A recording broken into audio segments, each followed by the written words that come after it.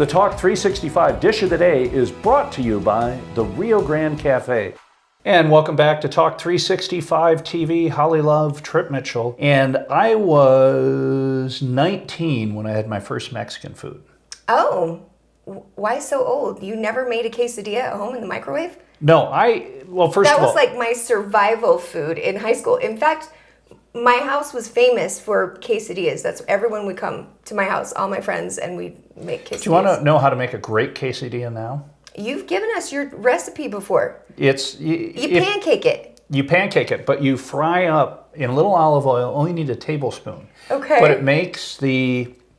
just makes it fantastic. The old standby, and I had this for dinner the other night. You cut up some cheese, put it in the microwave. It's good. You have to make it on the stove. You do. You have to absolutely make it on the stove. But anyway, I had a taco at a great Mexican restaurant in Boston when I was 19, Jack in the Box. Oh, I've heard this story before, Trip. I'm having like a nightmare. So when I moved out, and I'd never had Gross. Mexican food, and when I moved out here, I went to the Rio Grande and they had real Mexican food. Aww. And this is 132 years ago. Yeah. And it made such an impression. I remember it was like a glorious experience. It's true. I love how food ties to events. So we're talking a little event news you can use, and we're having a throwback to our favorite Sundance events. I've had a chance to go up there every year since I came back from LA. You know, it's one of my favorite things to do is to head on up to Sundance. And I have my top films and people that I've had a chance to interview, and they're some of your favorite films too.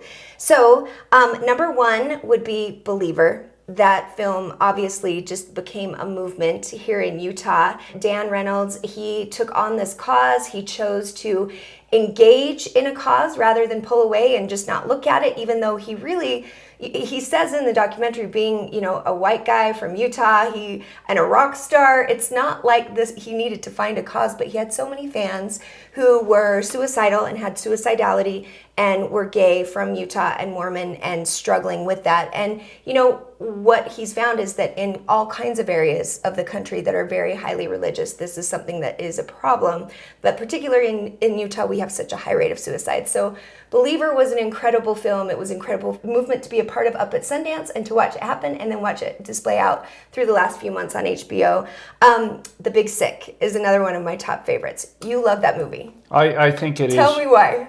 It has one of the most gutsy, ambitious jokes ever told. Which is? To textualize the joke, the parents of his girlfriend, who he broke up with, and then she got very, very sick, and she was in a coma, and the parents were there, Holly Hunter and Ray Romano. Uh-huh. And there was so much tension between the boyfriend and Ray Romano. And the protagonist is Pakistani, and he said to him, "What do you think of 9/11?" Uh-huh.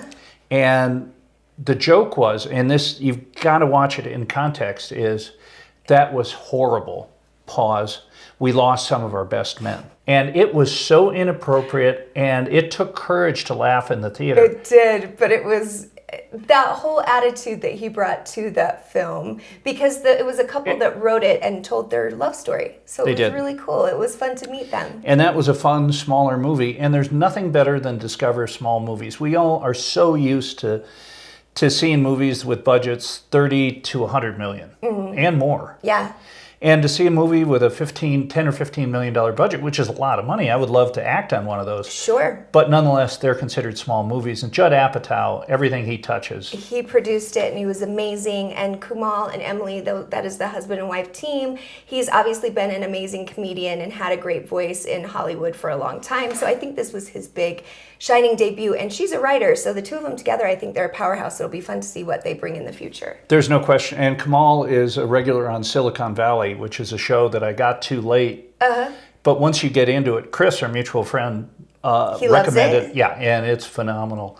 But I want to plug out our movie. Well, I've told the story on air where I went to the premiere and sat next to a hitman, a former mob hitman. I love that this is now your second time calling out the former mob hitman on television. I love this story. And don't worry about him, he's fine now. But he still had a hit out from the mob because he actually he ratted out. And again, just telling the story. But anywho, it's doing well. He was great in the movie. You've won awards. It won lots of awards. Well, our second film festival we've won, so I'm very proud of it. And to get to go to a premiere, and I tried to get Nola's daughters to go, and it was a school night, and we couldn't do it. But, you know, a red carpet, have you been to a red carpet on a movie you're in? Quite a few, actually, and it's really Well, fun. tell me, do we have pictures? Movies, well, I produced a film out in LA called Rape Kit, and we had big celebrities in it, and it was a short film, and we got into a couple film festivals, and it is really fun because the film is such a labor of love, and you spend so much time. It's like a TV show. How much did you lose money? Did you lose a lot of money on it? I'm not sure at the end of the day, because after they did their first round, they wanted to do some tweaks on it and then enter it into film festivals again. And I don't think that the director has actually got to that point yet. So, I mean, I It's don't still know, out maybe there? $10,000. Yeah, that they spent on it, and they're working on recouping. I think it was all donated and sort of sponsorship dollars, though. So, anyway, it is fun to do a film. And coming out next, we have our good friend Todd Summers, who is loving shrimp from the Rio Grande Cafe. He's got our dish of the day coming at you right now.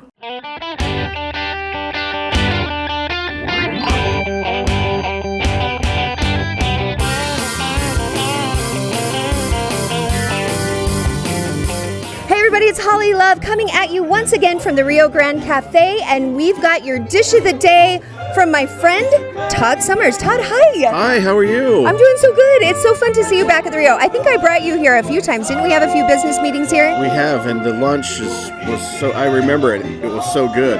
So which one are you going to make the official dish of the day today for me? The dish of the day is, I heard that Tom Cruise, oh, it's not that dish. Well, we can do that dish in a minute if you want to. I want to hear okay. about Tom Cruise because you just came back from Hollywood. I just came back from Hollywood, Did you yeah. see Tom Cruise? No, I was just going to make something up. I love the shredded beef tacos here. Okay.